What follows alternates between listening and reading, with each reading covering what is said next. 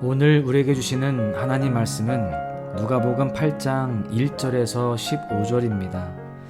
그 후에 예수께서 각 성과 마을에 두루 다니시며 하나님의 나라를 선포하시며 그 복음을 전하실새 12 제자가 함께 하였고, 또한 악귀를 쫓아내심과 병고침을 받은 어떤 여자들 곧 7 귀신이 나간 자 막달라인이라 하는 마리아와 헤롯의 청지기 구사의 아내 요한나와 수산나와 다른 여러 여자가 함께하여 자기들의 소유로 그들을 섬기더라.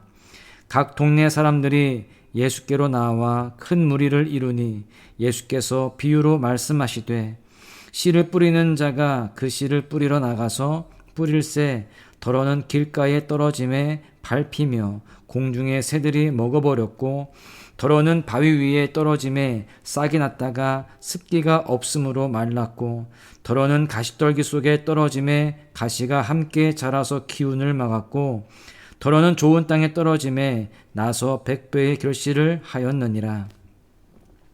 이 말씀을 하시고 외치시되, 들을 귀 있는 자는 들을지어다. 제자들이 이 비유의 뜻을 물으니 이르시되, 하나님의 나라의 비밀을 아는 것이 너희에게는 허락되었으나 다른 사람에게는 비유로 하나니, 이는 그들로 보아도 보지 못하고 들어도 깨닫지 못하게 하려 함이라. 이 비유는 이러하니라. 씨는 하나님의 말씀이요 길가에 있다는 것은 말씀을 들은 자니, 이에 마귀가 가서 그들이 믿어 구원을 얻지 못하게 하려고 말씀을 그 마음에서 빼앗는 것이요, 바위 위에 있다는 것은 말씀을 들을 때에 기쁨으로 받으나 뿌리가 없어 잠깐 믿다가 시련을 당할 때에 배반하는 자요, 가시떨기에 떨어졌다는 것은 말씀을 들은 자이나 지내는 중 이생의 염려와 재물과 향락에 기운이 막혀 온전히 결실하지 못하는 자요, 좋은 땅에 있다는 것은 착하고 좋은 마음으로 말씀을 듣고 지키어 인내로 결실하는 자니라. 아멘. 오늘도 소망의 묵상으로 하루를 시작하시는 소망가족 모두에게 하나님의 선하신 은혜가 가득하시길 주님의 이름으로 간절히 축복합니다. 한 농부가 씨를 뿌립니다. 우리나라 방식으로 도랑을 파고 일렬로 씨를 뿌린 후에 흙을 덮는 그런 방식이 아닙니다. 구멍 뚫린 자루에 씨를 넣습니다. 그리고 농부는 그 자루를 들고 다니면서 씨를 떨어뜨립니다. 또는 손에 씨를 한 움큼 쥐고 좌우로 흩뿌리기도 합니다. 그러다 보니까 그 씨들은 각각 길가, 돌밭, 가시떨기에 떨어지기도 하고, 더러는 좋은 밭에 떨어지기도 했습니다. 씨의 품종과 상태가 동일하다는 가정하에 각기 다른 땅에서 어떻게 자랐는지를 예수님께서는 지금 비유로 말씀하고 계십니다. 여러분, 여기에서 뿌려진 씨앗은 하나님의 말씀을 가리킵니다. 하나님의 말씀이 토양인 우리에게 떨어져서 어떻게 열매를 맺느냐를 보여주고 있는 것이죠. 이 시간 이 비유를 통해서 우리가 말씀 앞에서 어떻게 반응하고 있는지 돌아볼 수 있어야 합니다. 또한 그것이 어떤 결과를 낼 것인지에 대해서도 함께 살펴보며 은혜를 나누고자 합니다. 사실 토양의 입장에서는 어떤 씨앗이 뿌려질지 알 수가 없습니다. 그리고 따질 수도 없죠. 어떤 씨를 뿌리는지 이것은 농부의 소관입니다. 무슨 말일까요? 하나님께서 나를 사랑하셔서 나에게 가장 합당한 말씀을 부어주시기 때문에 내게 주어지는 씨앗, 즉 내가 듣는 말씀의 양과 질을 따지기 전에 내가 어떤 땅인지 인식하는 것이 더 중요하다라고 하는 것입니다. 더불어서 결과를 비교하는 것도 지양해야 합니다.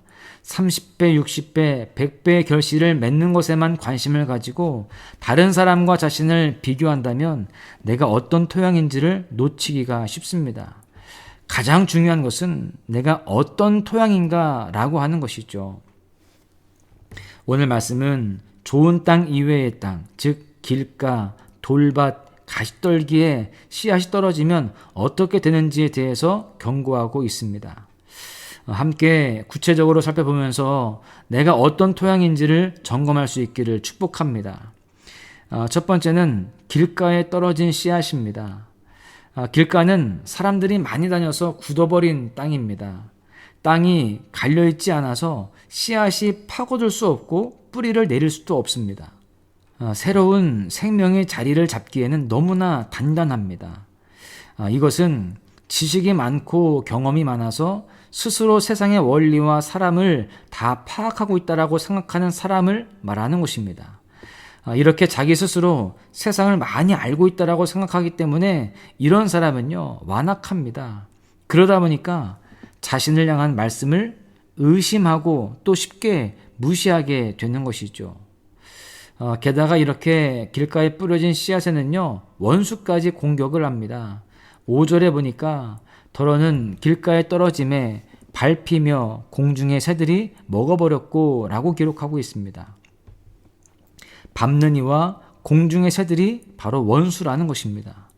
마음이 완악하고 하나님을 대적하는 사람들의 마음에 말씀이 뿌리내리지 못하도록 세상의 가치관으로 말씀을 밟아버립니다. 여기에서 공중의 새로 표현된 존재는 바로 마귀죠. 예수님께서는 이 마귀가 말씀을 빼앗아 그들이 믿고 구원받지 못하게 한다라고 그렇게 설명하십니다. 실제로 마귀는요, 기를 쓰고 말씀이 마음에 남지 않도록 방해합니다. 믿음은 말씀을 들음에서 나며 믿음으로 구원을 받기 때문이죠.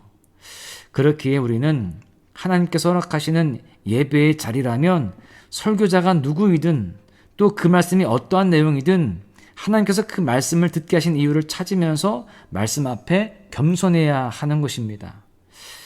피어오르는 반감을 누리고 오히려 반감을 순종으로 바꾸어 달라고 기도하는 것이 나의 영적 건강에 유익한 것입니다. 그렇지 않는다면 말씀을 들어도 나의 마음에는 길가와 같이 아무것도 남지 않을 것이기 때문에 그렇습니다. 두 번째는 바위 위에 떨어진 씨앗입니다.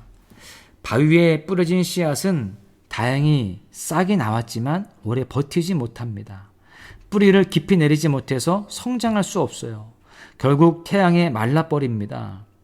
예수님께서는 이를 본문 13절과 같이 설명하십니다. 바위 위에 있다는 것은 말씀을 들을 때에 기쁨으로 받으나 뿌리가 없어 잠깐 믿다가 시련을 당할 때에 배반하는 자요. 말씀을 들을 때는 감동하고 마음이 움직여서 눈물도 글썽거리지만 시련이 닥치면 마음을 지키지 못하고 무너진다라는 것입니다.